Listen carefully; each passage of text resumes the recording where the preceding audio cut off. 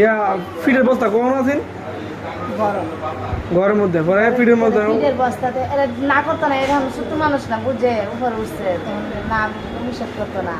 আচ্ছা লুকা ছিল গরম, আমি গেছি গোসল করতো না 3 বারই তখন আচ্ছা পরে আমি ভাত টাত করে খাওয়াই, আমার শাশুড়ি গেছে নন দেখাইছে, আমার বাচ্চারা খাওয়াইছে। বাচ্চার বয়স কত আন্টি বাচ্চা 5 বছর পরে আমি আপনার গেছি পরে আমি আমরা অ্যাম্বুলেন্সে নিয়ে পড়ি। হ্যাঁ, ঢাকা ছাড়া কিশোরগঞ্জ পারতো না। আচ্ছা পরে পরে হ্যাঁ ওনারা কি বলছে রাখবেন না এখানে না ওনারা বলছে ওনারা রক্ত কেমন গেছে কপালে হাত দিতে পারছে, অনেক ব্লাড গেছে। কই আমি যদি জানতাম আমার বাচ্চারা তারে কারে আমি গোসল দিলাম। কিছু করার না তো বিপদ থাকলে তো একেবারে সমস্যা আল্লাহ ভরসা ইনশাল্লাহ ভালো যাবে রক্ত কেমন গেছে আমি দেখছি না রক্ত মক্ত, আমি জিনিস করে আমি দৌড়া পাগলের মতো আইছি। বাচ্চার বাপ ও আসে নাই